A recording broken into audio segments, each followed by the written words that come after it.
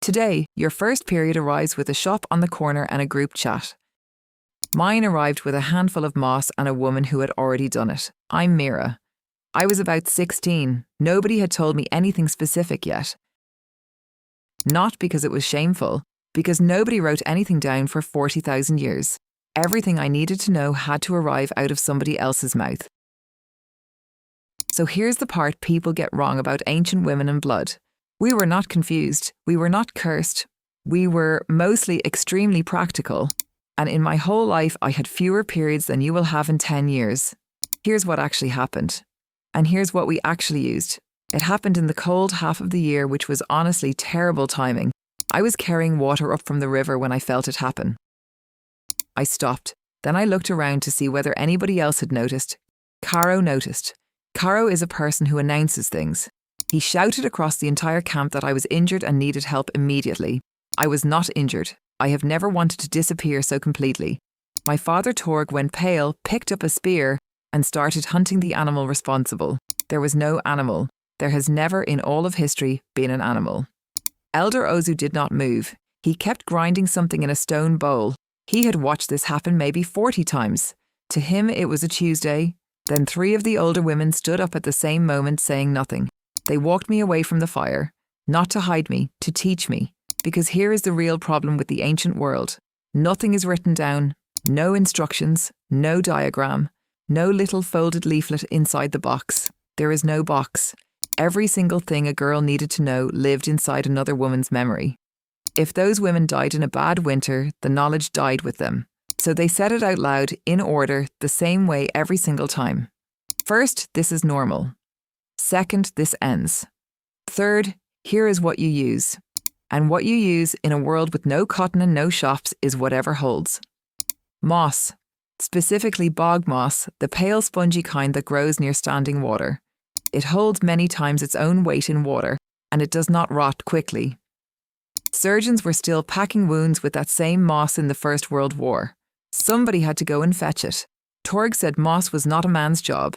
Torg came back an hour later with an armful of moss and said nothing at all. He never mentioned it again. Neither did I. That was the arrangement. The moss goes inside a strip of soft hide. The hide ties onto a cord. 1 loop at the front, 1 at the back, knotted at the hip. Done. That design lasted. Women were still wearing a version of that belt in 1970. 40,000 years of moss and a belt. Then, very suddenly, an aisle. Other places used what grew there. Rome had wool, India had cotton. Nearly everywhere else it was cloth rags washed and used again for centuries. Cramps existed then too. Nobody was brave about it. We just had different medicine. Ozu handed me a strip of willow bark and told me to chew it slowly. Willow bark contains salicin. Much later, a chemist turned that into aspirin. So the first thing we chewed for cramps and the thing in your cupboard match. And a river stone, warmed at the fire's edge, then wrapped in soft hide. A hot water bottle without the bottle. Still the best thing anybody had. Now, not every camp handled this the same way, and some handled it badly. Some sent women to a separate hut for the week. Sometimes that was punishment, and sometimes it was the only week that a woman was left completely alone. Much later, a Roman named Pliny wrote that we could kill crops by walking past.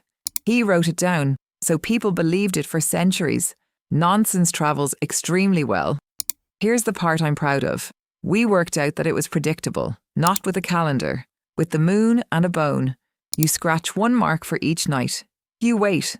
Then you mark that too. Do it twice and you can see it. Do it 3 times and you can plan.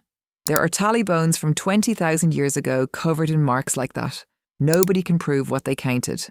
But a lot of people counting nights were women, and I want to explain why I had so few of them in the first place. We started later. Around 16, sometimes older, because we were lean and worked hard. Then we were pregnant or feeding a child, which stops it for a year. Then pregnant again. A woman might bleed 50 times in her entire life. You will do that in about 4 years. So it was rarer, it was not stranger, and it was not a secret from anyone.